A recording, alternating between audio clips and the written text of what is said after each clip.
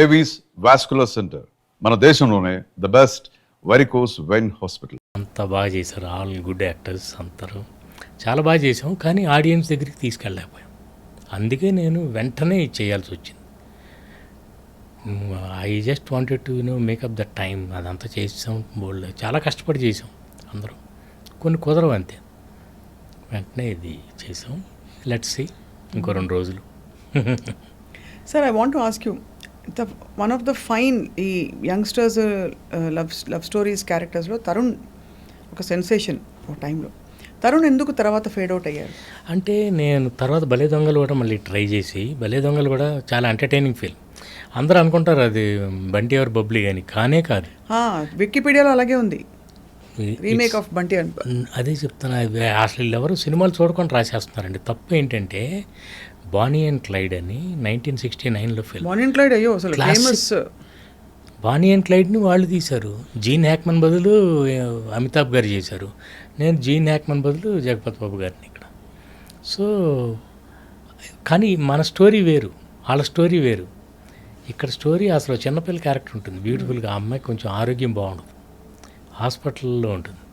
అప్పుడు ఇలియానా అడుగుతుంది, ఆ అమ్మాయికి మనం హెల్ప్ చేద్దాం.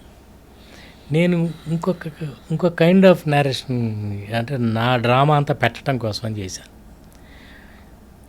వాళ్ళది వేరు, మనది వేరు. కానీ అదేదో హిందీలో చూసి మనం తీసాం. ఓన్లీ ఐశ్వర్య రాయ్ గారి సాంగ్ లాంటిది మాత్రం దీంట్లో పెట్టాం.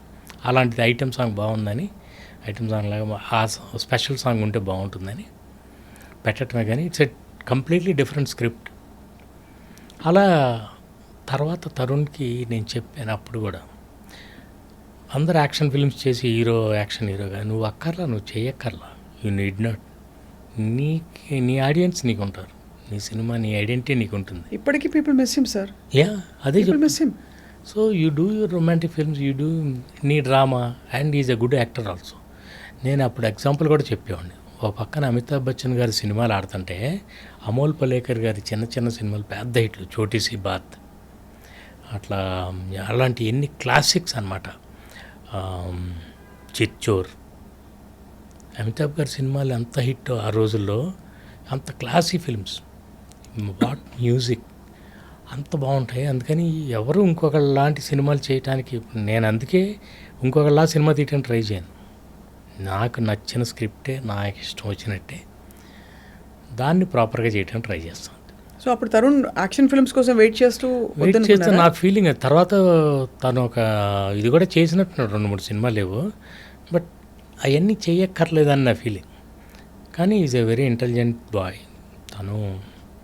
తను ఏదో ఈజ్ ప్రాబ్లీ వెయిటింగ్ ఫర్. కొన్నిసార్లు కుదురుతాయండి, తను తప్పని కూడా మనం చెప్పలేం, కొన్ని కుదరవు, సెట్ అవ్వలేదు అంతే, చెప్పలేము. Any time anybody can come back. అవును, వి ఆల్, అంటే ఇప్పటికే అనిపిస్తుంది. రోజారమణి గారితో మాట్లాడినప్పుడు కూడా వారు కూడా అదే అంటారు, వీళ్ళు మంచి స్క్రిప్ట్ కోసం వెయిటింగ్ అని చెప్పి. Is there a possibility sir Vijay Bhaskar గారు తరుణ్ కాంబినేషన్లో? It all depends on the script. Any time anything can happen. Script కరెక్ట్గా సెట్ అయితేనండి. నేనేమంటానంటే స్క్రిప్ట్ ఆల్రెడీ పిలుస్తుంది. వీడిని అలాగే పిలిచింది కమల్ని. ఆల్రెడీ సినిమా స్టార్ట్ అయిపోయింది, వాడికి కూడా తెలుసు 2-3 జరగాల్సింది అయిపోయింది. ఇది చేద్దామన్న ఉద్దేశం కూడా అనుకోలే, అలా కుదురుకుంది అంతే. టప్మని అది అయిపోయింది జిలేబీ. మరి ఇప్పుడు స్క్రిప్ట్ రెడీగా ఉంది, అందుకని చేస్తాం. కుదిరితే కొన్ని అలా సెట్ అవుతాయి. అవును సార్. అలాగే సార్, కాస్టింగ్ విషయంలో ఇంకొక ప్రశ్న, మీరు ఏమనుకోకపోతే సార్. Not at all. అందరూ కొంచెం హెసిటేట్ చేస్తారు కట్రీనా కైఫ్ గారిని కాస్ట్ చేయడానికి. ఆవిడ ఎంత చూడడానికి ఎంత బాగుంటారో, ఆవిడకి యాక్టింగ్ రాదని కొంతమంది ఫీల్ అవుతారు. ఇది నాకు తెలియదు sir, I'm not competent to judge, only as an audience I can enjoy your. But కొంతమంది డైరెక్టర్లు ఫీల్ అవుతారు. మీరు అంటే did you have a difficult time ఆవిడ డైరెక్ట్ చేయడం? అయ్యో మామూలుగా కాదు, వెరీ డిఫికల్ట్ టైం. కానీ నేనేమంటాను, she's a very hard working girl. Shakespeare గారి కొటేషన్ ఒకటి ఉంటుంది, he who knows and knows that he knows is a wise man, seek him. He who knows and knows not that he knows is asleep, wake him. Ade. He who knows not and knows that he knows not is a child, teach him. He who knows not and knows not that he knows not is a fool, shun him. So she is a child అయితే. తనకు తెలుసు, అది correct మాట చెప్పారు. తనకు తెలుసు తనకు తెలియదని, అది గొప్ప జ్ఞానం. ఠాగూర్ గారు ఏమంటారు, రవీంద్రనాథ్ ఠాగూర్ గారు, the greatest knowledge is to know what you don't no. Correct sir. తనకు తెలుసు నాకు రాదని. అట్లా హార్డ్ వర్కింగ్ అని నేను ఎందుకన్నా అంటే ప్రతి మైన్యూట్ డీటెయిల్ అడిగి తనకు అంటే బాడీ లాంగ్వేజ్ లేదు అసలు. ఫస్ట్ ఆఫ్ ఆల్ ఒక్కోసారి నేను సరిగ్గా కూర్చో, పళ్ళు టీక్కరు, గ్రాండ్ ఫాదర్ ఉన్నారు పక్కన, కొంచెం సరిగ్గా నువ్వు సర్దుకొని కూర్చో, తెలియదు తనకు అది. అంటే వాళ్ళు they brought up in different atmosphere. Telugu అమ్మాయి అలా ఉంటుంది అనేది లేదు. ప్రిన్సెస్గానే ఉండాలి, రాయల్గా ఉండాలి, కానీ చాలా మర్యాదగా, చాలా లవబుల్గా ఉండాలి. అట్లా అమ్మాయిని తీసుకొచ్చి ఫస్ట్ మీ చాయిస్ అయినా సార్? యా, యాక్చువల్లీ నా చాయిస్ కాబట్టే ప్రొడ్యూసర్కి అంత టఫ్ అయిపోయింది.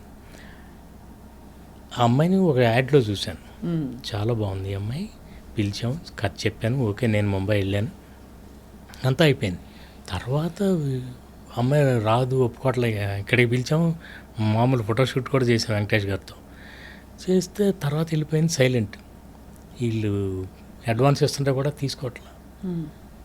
వీళ్ళు లేదని వేరే అమ్మాయిని చూసాం, ఎంతోమందిని మీ సోకాల్డ్ బ్యూటీ క్వీన్స్ అందరినీ ఇక్కడే పిలిపించారు.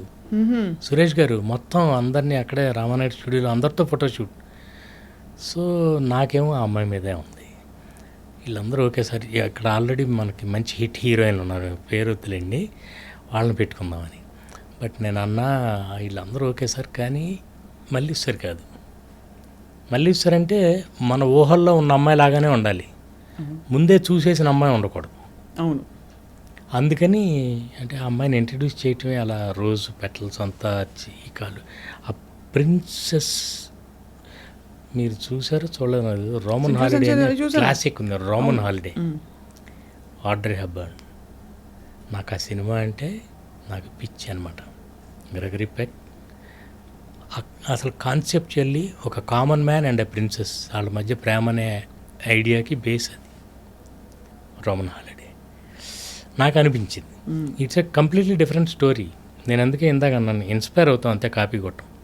సో దాన్ని తీసుకొచ్చి ఇక్కడ బ్యాంక్ ఎంప్లాయీ మామూలు అలా ఒక ప్రిన్సెస్కిను, ఎందుకంటే వెంకటేష్ గారితో మేము చేస్తాం ముందు, నువ్వు నాకు నచ్చేదంతా మంచి ఎంటర్టైనింగ్గా అంతా చేస్తాం. ఇప్పుడు ఇంకొకటి ఏదో కొత్త కథ చేయాలి. సో దాని కంటిన్యూషన్ పెళ్ళికాని ప్రసాద్ అదే క్యారెక్టర్, నువ్వు నాకు నచ్చే తర్వాత మనం ఇంకోటి ఏదో డిఫరెంట్గా చేయాలి.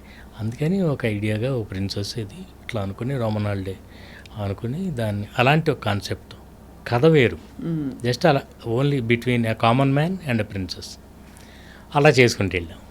So everything depends on love story కంటే ముందు కాన్సెప్ట్, క్యారెక్టరైజేషన్ ఇంపార్టెంట్ చాలా, నా ఫీలింగ్. రైట్. క్యారెక్టర్లో ఉండాలి, కామెడీ కానీ రొమాన్స్ కానీ.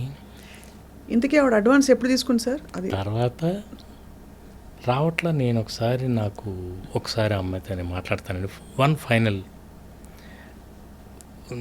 I just want to have one final word with her, తర్వాత వదిలేద్దాం. లేదు భాస్కర్ కుదరట్లేదు, 3 నెలలు అయిపోయింది, మరి మనం అన్నాళ్ళు వెయిట్ చేస్తాం వెంకటేష్ గారి డేట్స్. అప్పుడు చివరికి ముంబై వెళ్ళి ఒకసారి రమ్మని చెప్తే వచ్చింది తన హోటల్కి. అప్పుడు వేరే హీరోయిన్తో అగ్రిమెంట్కి ఆల్రెడీ వచ్చి వెళ్ళిపోయారు అనమాట సురేష్ గారు కూడా. ఎవరో చెప్పనన్నారు కాబట్టి సోనాలి బెంద్రే. సోనాలి బెంద్రే. ఓకే. నేనేం చెప్పానంటే, సోనాలి నాకు చాలా ఇష్టం అండి, very professional girl, very professional, very good actor, కానీ మల్లీశ్వర్ కాదు, ఎందుకంటే ముందే చూసేసాము, నేనే మన్మధుల్లో చేసేసాను, అందుకని మల్లీశ్వర్ కొత్తగా ఉంటే బాగుండదు. బట్ ఆల్రెడీ ఇక లేకపోతే అదే చాయిస్ అనుకున్నాను, తను కానీ ఒప్పుకోకపోతే. ఇప్పుడు నేను వెళ్ళి, ఏంటి కెట్రినా, వాట్స్ యువర్ ప్రాబ్లం, ఎంతో ఎక్సైట్ అయిపోయి కథ చెప్పినప్పుడు జంప్ రేటెడ్ యూ సెడ్, అబ్బా నాకు ఇలాంటి క్యారెక్టర్ ఇస్తున్నారా, చాలా సంతోషం, యు ఆర్ సో ఎక్సైటెడ్, మరి ఏమైంది, వాట్స్ ఆల్ దిస్, నీకు ఏమన్నా పేమెంట్ గురించి ఏమన్నా ప్రాబ్లమా, should I talk to Suresh garu? లేదు, not payment, nothing. Then tell me, ఎందుకు ఆగుతున్నావు అంటే, ఐఎమ్ స్కేర్డ్ అని. వై ఆర్ స్కేర్డ్ అంటే, I don't know the language అంది. Okay, you know Hindi and no అంది.